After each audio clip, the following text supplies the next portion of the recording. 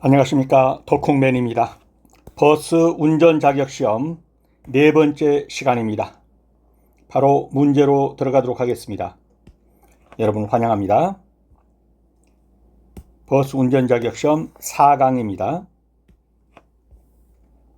문제 1번입니다. 무면허 운전사고의 성립 요건 중 운전자 과실이 아닌 것은? 여러분도 화면 정지하시고 한번 찾아보시기 바랍니다. 그렇죠. 정답은 2번이죠. 운전면허 취소 사유가 발생한 상태이지만 취소 처분을 받기 전이다. 그러면 아직 운전면허가 취소된 건 아니죠. 살아있는 상태입니다. 이러한 경우는 무면허 운전이 아니죠. 취소 처분을 받아야 무면허 운전이죠. 면허를 취득하지 않고 운전했다. 무면허 운전입니다. 면허 정지 기간 중에 이것도 무면허 운전이라고 봅니다. 면허 종결 외의 차량 2종을 받았는데 1종을 운전했다. 그러면 어떻게 되나요? 무면허 운전입니다. 근데 취소 사유는 발생했지만 아직 취소 처분을 받지는 않았다. 그러면 무면허 운전은 아닙니다. 그래서 2번이 정답입니다. 운전면허 취소 사유가 발생했다 하더라도 실제로 취소 처분을 받기 전까지는 면허의 효력이 유지됩니다. 한번 읽어보시고요. 정답은 2번입니다. 2번 다음의 용어정으로 바른 것은 2대 이상의 차가 동일 방향으로 주행 중에 뒷차가 앞차의 후면을 충족이 아니라 충돌. 들이받았다 이거죠. 같은 방향으로 가는데 뒷차가 앞차를 들이받았습니다. 이걸 가리켜서 우리는 뭐라고 그러죠? 추돌이라고 합니다.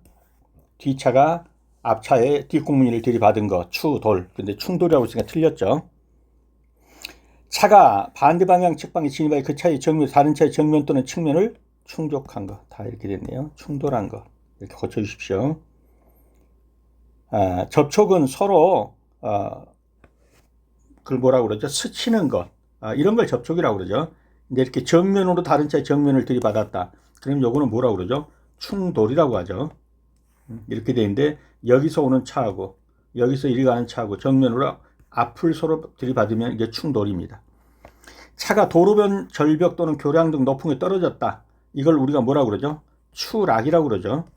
근데 전복이라고 그랬으니까 틀렸죠. 전복은 벌러덩 뒤집힌 거죠. 차가 주행 중 도로 또는 도로 위 장소에 차체의 측면이 옆으로 쓰러졌다. 전도입니다. 정답은 4번이 됩니다. 그래서 용어의 정의는 한번 이미지하고 그려보면서 살펴보시기 바랍니다.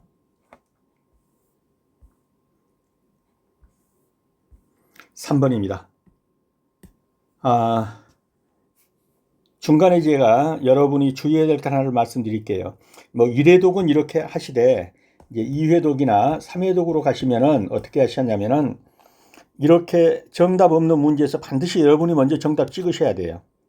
한번 들었기 때문에 정답을 다 찍을 수 있어야 돼요. 그리고 답 확인을 하시고 이런 식으로 1.5배속 내지 2배속을 넣고 계속 한 두세 번 돌려보는 거예요. 그러면 다 정답을 찍을 수 있게 되죠. 그러면 합격권에 들어가는 거예요. 합격하시는 겁니다. 자, 어린이 교통사고의 특징으로 틀린 것은, 여기서는 처음 보니까 지금 이제 강의를 들으셔야 되지만 두 번, 세 번, 네 번 이렇게 갈 때는 바로 여러분들이 정답 찍고 푹푹 넘어가셔야 돼요. 자, 학년이 높을수록 교통사고를 많이 당한다. 틀렸죠? 저학년일수록 많이 당합니다. 1학년에서 3학년이 제일 많이 당하고 고학년으로 올라갈수록 교통사고가 줄어듭니다. 왜? 아이들이 그만한 판별 능력이 생기는 거죠. 그래서 학년이 높을수록 많이 당한다 하면 틀린 것입니다. 그래서 이게 틀렸고 정답이고요. 보행 중 교통사고를 당하여 사상당하는 비율이 절반 이상으로 가장 높습니다. 그 다음에 시간대별로는 오후 4시에서 6시, 즉 학교 파하고 집으로 가거나 학원 가거나 뭐 이런 시간대, 또 집 밖에 나와 놀거나 주로 집 근처에 사고가 많이 발생합니다. 그래서 정리해 놓은 것이니까요. 화면 정지하시고 한번 읽어보시기 바랍니다. 그래서 학년이 높을수록 교통사고를 많이 당한다 그러면 틀렸죠. 저학년일수록 많이 당합니다. 4번입니다. 노선 버스 자동차의 장치 및 설비 등에 관한 준수사항으로 옳지 않은 것. 버스의 뒷바퀴는 재생한 타이어를 사용해서는 안 된다. 앞바퀴입니다. 버스의 앞바퀴에는 재생 타이어 쓰면 안 되고요. 이런 버스들, 시외 우등 이런 시외 고속버스 이런 버스는 앞바퀴는 뭘 한다? 튜브리스 타이어를 사용해야 합니다. 앞바퀴입니다. 뒷바퀴가 아니고.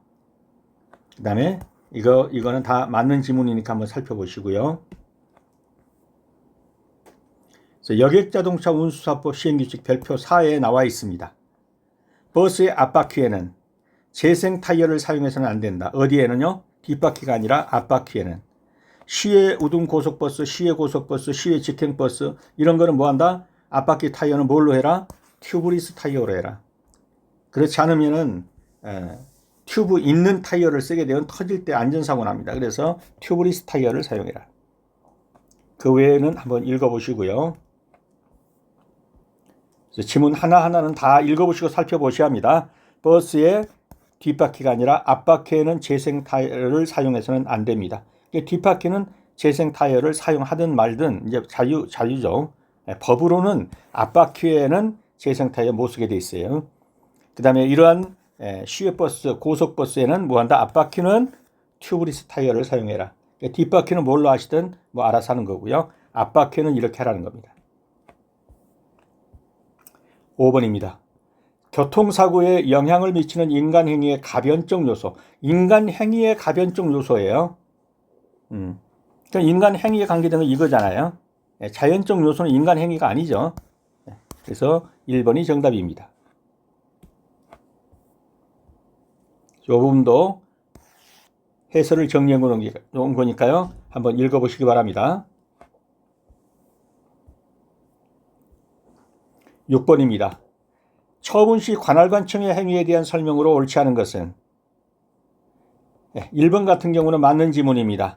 2분의 1의 범위 내에서 감경하거나 가중할 수가 있습니다. 관할관청이. 2번은 틀렸습니다. 어디가 틀렸죠? 운전 자격증을 폐기하는 걸 관할관청이 할 수 있어요. 여기까지는. 근데 운전 자격을 말소 처리하는 건 누가 하죠? 한국교통안전공단에서 말소 처리해요. 그래서 관할관청은 처분했을 때는 그 사실을 어디에? 교통안전공단에다가 통지하고 대상자도 통지해주고 운전 자격증은 폐기 처분하면 돼요. 그런데 이걸 통보받은 교통안전공단에서 뭐한다? 운전 자격을 말소합니다. 그래서 말소 처리하는 것은 누가 한다? 교통안전공단이 하는 겁니다. 이거는 정지 처분에서 정지 기간이 끝나면 돌려줘야 한다. 맞는 표현이에요. 그래서 자격 취소 처분을 받아 반납된 운전 자격증을 관할관청이 폐기했다. 그러면 실제 운전 자격 등록을 말소하고 대장에 기록하는 주체는 누구다?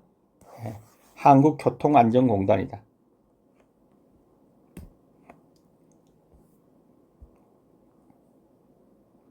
이것도 59조에 나와 있습니다. 시행규칙 59조에 앞에 있던 모든 지문들이 다 나와 있으니까 다 읽어보셔야 합니다. 그리고 한국교통안전공단은 운전자격 등록을 말소하고, 그래서 말소권자는 누구다? 한국교통안전공단이다.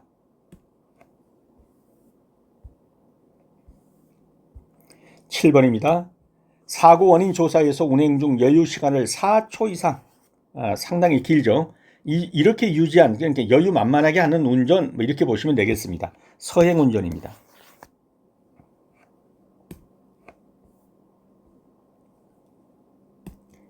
그래서 이것은 법조문에 있지는 않고요. 뭐 교통안전학이라든가 이런 데서 일반적으로 정의된 겁니다.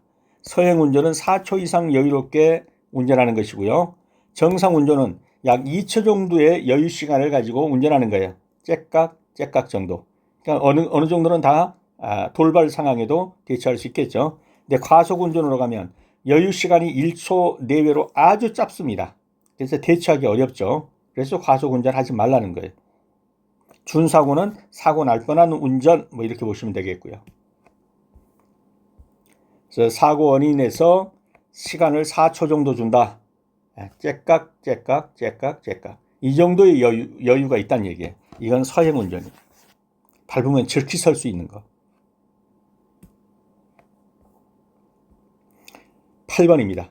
현재 가솔린 엔진의 사행정 기관의 사이클 순서, 이건 다른 거 볼 것 없이 흡입압축 폭발 배기죠. 그런데 폭발 대신 동력이라고 나올 때도 있어요. 왜냐하면 폭발해서 동력을 얻기 때문이에요. 그래서 흡입압축 동력 배기 이래도 정답이고, 흡입압축 폭발 배기 그래도 정답이 되겠습니다. 9번입니다. 조향 핸들이 무거운 원인이 아닌 거. 자, 핸들이 뻑뻑합니다. 타이어 공기압이 부족하면 쫙 깔려가지고 잘 안 돌아가겠죠. 조향저 박스는 오일이 부족해도 잘 안 돌아갑니다. 타이어 마멸이 과다하다. 타이어가 좀 닳았다고 그래가지고 안 돌아갈까요? 그러진 않습니다. 타이어 공기압이 불균일하다. 잘 안 돌아가겠죠. 그래서 정답은 3번입니다. 그래서 타이어 트레드, 타이어 겉에 이렇게 된 거 있잖아요. 이렇게 된 거. 요걸 트레드라고 그러죠. 요거를. 이게 많이 마모되면 노면과 접촉 면적이 줄어들거나 고무층이 얇아져서 오히려 마찰 저항이 감소하기 때문에 핸들이 무거워지는 직접 원인은 되지 않습니다. 공기압이 부족하면 핸들 무거워지고, 조향기어 박스 내에 오일이 부족해도 파워 스트링이 제대로 안 돌아가니까요. 타이어 공기압이 불균일해도 무겁습니다. 무게가 쏠리니까. 그래서 요거는 정지하시고 한번 읽어보시기 바랍니다. 10번입니다. 다음은 자동차 전기의 일반적인 문제이다. 틀린 것은 퓨즈는 전류를 최대로 흐르게 한다. 틀렸죠.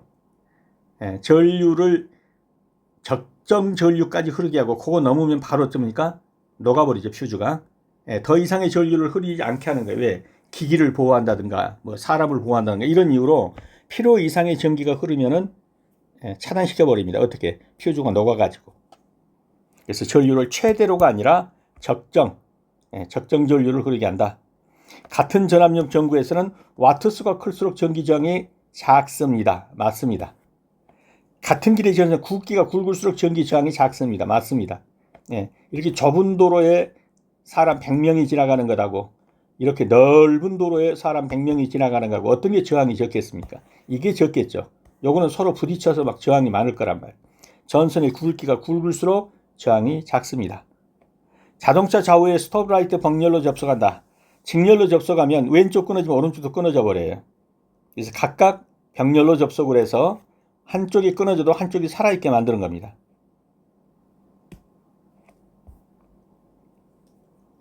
이것도 쭉 읽어보시면 다 알 수 있는 내용이에요.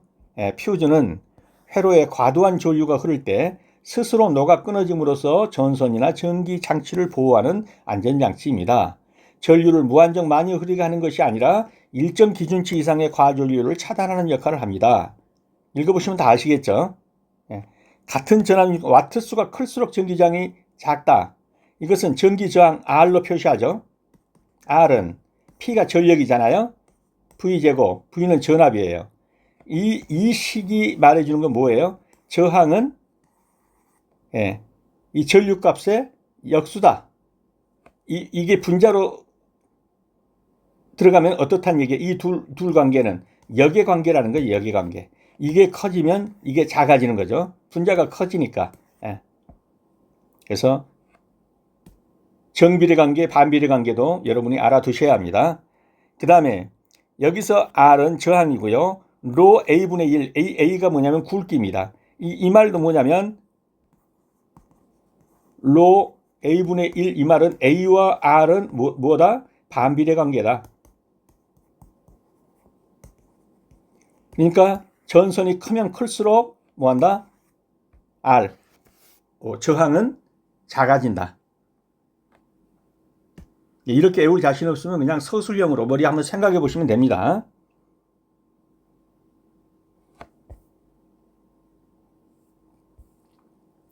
(11번입니다) 술은 에틸알코올이 몇 프로 이상 함유된 음료수를 말하는가? 1% 이상이면 술이라고 봅니다. 알코올이 1% 미만이면 술이라고 보지 않아요. 그 음료라고 보는 거죠. 그래서 1% 이상, 에틸알코올이 1% 이상 되면은 술이다, 주류다 이렇게 보는 거예요. 그보다 못 미치면 그냥 혼합 음료 정도로 보는 겁니다. 12번입니다. 교통사고가 발생하는 원인으로 볼 수 없는 것은, 이런 문제도 너무 쉬워서 틀릴 수도 있어요. 보시면 운전 전에 심신이 혼란했다. 사고 날 수 있죠. 날씨 등에 의해서 열악한 도로 환경, 빙판이라든가 사고 날 수 있습니다. 운전 기술이 영 부족해 사고 날 수 있죠. 양보를 전제한 운전 방식. 내가 운전하면서 어떤 사람이 어떻게 끼어들기를 하든 다 양보하면서 하겠다. 이러면 사고 날 확률이 적겠죠. 내 앞에 끼어들면 반드시 나는 보복 운전한다. 이러면 이 사람은 사고 날 확률이 많죠. 양보를 전제한 운전 방식, 교통사고 발생 원인으로 볼 수 없습니다. 4번이 정답입니다. 다음 중 자동차의 주행 저항과 관계가 없는 것은, 실제로 이런 문제들이 40% 이상 나옵니다. 그냥 생각 좀 해보면 풀 수 있는 문제들이죠. 이런 저항은 가다 보면 다 생기는 저항이에요. 빨리 가면 공기저항. 적은 소형차 타고 태풍이 올 때 한번 지나가 보세요. 그러면 어떤지. 막 차가 들리려고 그래요. 공기저항 엄청 느끼죠. 빨리 가면 가속저항 받고 높은 언덕 오르면 구배저항 받습니다. 제동저항은 뭐예요? 브레이크 밟으면 멈추는 거. 이것을 제동저항이라고, 자동차 주행 중 저항이라고 볼 수는 없죠. 정답은 4번입니다. 이것도 해설을 달아놨으니까요. 한번 읽어보시기 바랍니다.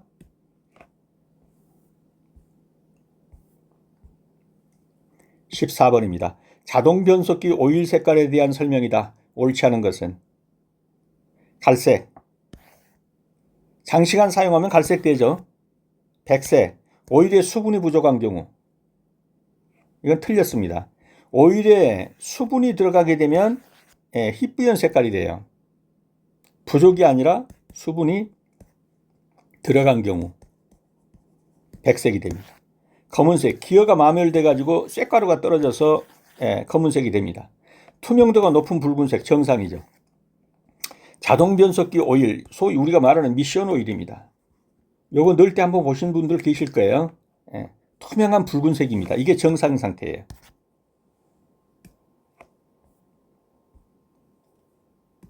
여기도 한번 쭉 읽어보시면 지금 설명드린 내용이 전부 기재되어 있습니다. 그래서 오일 색깔, 오일에 수분이 부족한 경우에 백색이 아니라 수분이 들어간 경우에 백색을 띠게 됩니다. 15번입니다. 압축 천연가스 자동차 점검 시 주의사항으로 틀린 것은, 이건 지난 시간에도 한번 풀어본 것 같아요. 엔진 시동이 걸린 상태에서 엔진 오일 라인, 냉각수 라인 등 파이프나 호스를 조이거나 풀어주면 어떻게 되겠어요? 뜨거운 오일이나 또는 데펴진 뜨거워진 냉각수가 팍 얼굴로 터지게 되면 시력 잃고 화상 입고 엄청난 부상을 입게 되겠죠. 엔진을 끌 뿐만 아니라 얻을 때까지 기다려야 돼요. 엔진이 식을 때까지 기다렸다가 조이거나 풀어야 돼요. 안 그러면 뜨거워진 100몇십 도 된 그런 엔진 오일에다가 냉각수, 그 엔진 돌아서 뜨거워진 거 팍 품어내면 바로 큰 화상을 입습니다. 그래서 정답은 3번이 되겠습니다. 16번입니다. 과속 방지 시설을 설치할 것 적당하지 않은 것. 자, 이런 문제는 정확하게 알아두셔야 돼요. 정답은 3번이에요. 자동차의 통행 속도를 이것이 아니라 시속 30km 이하로 제한해야 할 경우에 과속 방지턱을 두는 것이 원칙입니다. 그 외에는 다 맞는 설명이니까 그대로 읽어보시기 바랍니다.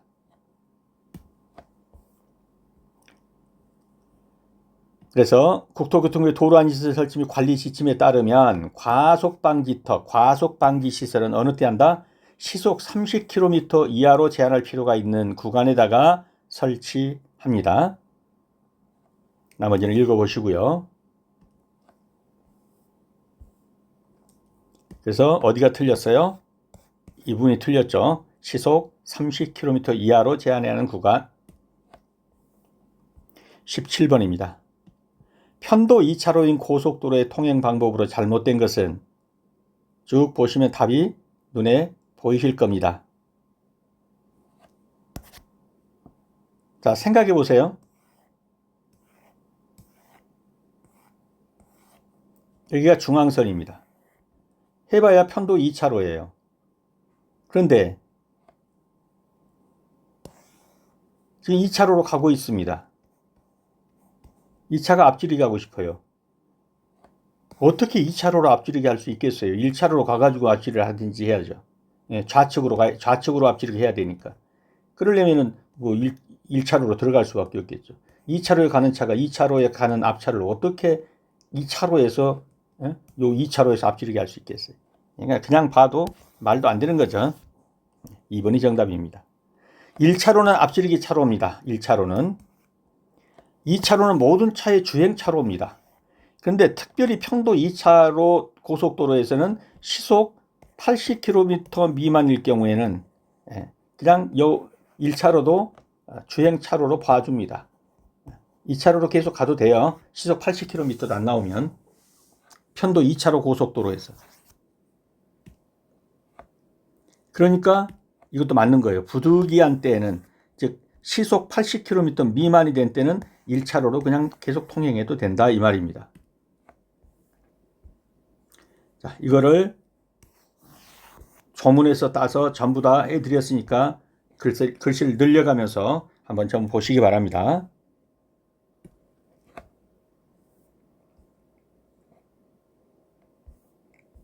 18번입니다. 다음은 사고를 특히 많이 내는 사람의 특징이다. 틀린 것은. 이것도 그냥 너무 쉬우니까 또 틀릴 수도 있어요. 지식이나 경험이 풍부한데 이 사람이 사고를 많이 내겠어요? 그러니까 이런 경우는 아무래도 사고가 많이 나겠죠. 지나치게 동작이 빠르거나 늦다.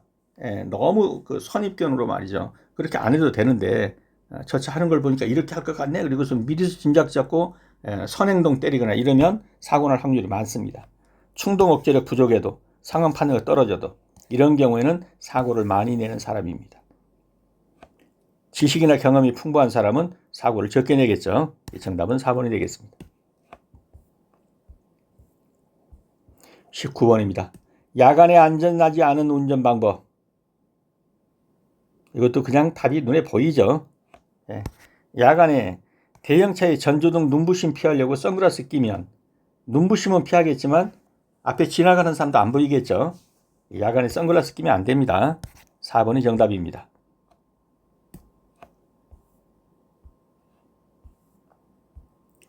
20번입니다. 다음 중 베이퍼록 현상이 발생하는 원인으로 옳은 것은? 이런 문제는 몇 번 봤죠. 오일의 어떤 현상? 공기방울 현상. 어떻게 돼가지고? 과열돼가지고.